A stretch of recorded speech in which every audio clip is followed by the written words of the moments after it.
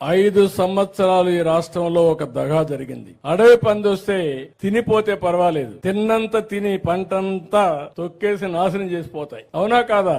5 ఏళ్లు అదే జరిగింది. ఎంత కావాలన్న దోచుకున్నారు, మిగిలినంత సర్వనాశనం చేసి నా జీవితంలో 4వ సారి సీఎం అయ్యాను గాని నాకే అర్థం కావడం ఇంకా పట్టు రావడంలా. దానికి కారణం చూస్తే 10 లక్షల కోట్ల రూపాయల అప్పు. 10 లక్షల కోట్ల అప్పు ఉన్నాయంటే మీరేమంటారు? మీరు ఏమన్నా ఉండేయండి, నా పని మాత్రం మీరు చేయాల్సిందే. అది మీరు నా మీద పెట్టుకున్న నమ్మకం. ఎన్ని కష్టాలున్నా ఎన్ని ఇబ్బందులున్నా ఈయన కోటేసి మనం సురక్షితం, రేపు అన్ని అయిపోతాయని నా మీద నమ్మకం పెట్టుకున్నారు మీరందరూ. అది ఒక ఈ సంబేపల్లె కాదు, రాయిచోటే కాదు, ఆంధ్రప్రదేశ్ రాష్ట్రం అంతా పెట్టుకున్నారు. దానికి కారణం గతంలో చేశాను, మళ్లీ చేస్తాడు కాబట్టి మనం ఓటేద్దామని వేశారు. అందుకే గెలవని రాయిచోటు కూడా గెలిచిందంటే అదే ఉదాహరణ. అయితే నేను కూడా ఏం చేశానంటే, కేంద్రంలో మీరు చూశారు 4-5 ప్రాజెక్టులు, అసాధ్యమైన ప్రాజెక్టులను శాంక్షన్ చేపించాం. అమరావతి, పోలవరం, అక్కడి నుంచి విశాఖపట్నం స్టీల్ ప్లాంట్ ప్రైవేటైజేషన్ అయిపోతా ఉంటే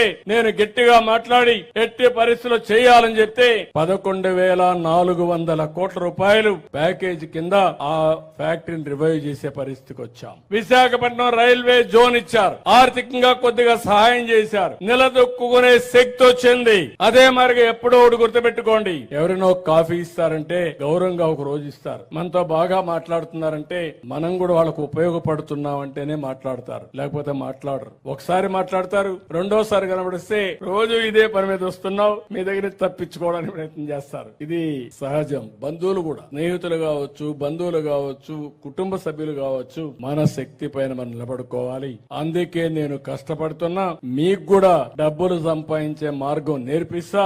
అందుకే నేను ఒక మాట చెప్పాను ఎన్నికల ముందు, మీరందరూ గుర్తుపెట్టుకోవాలి, సంపద సృష్టించాలి, సంపద వల్ల ఆదాయం వస్తుంది, ఆదాయాన్ని సంక్షేమానికి అభివృద్ధికి ఖర్చు పెట్టాలి. ఇది నిరంతరం చేసుకుంటూ ముందుకు పోవాల్సిన అవసరం ఉంది.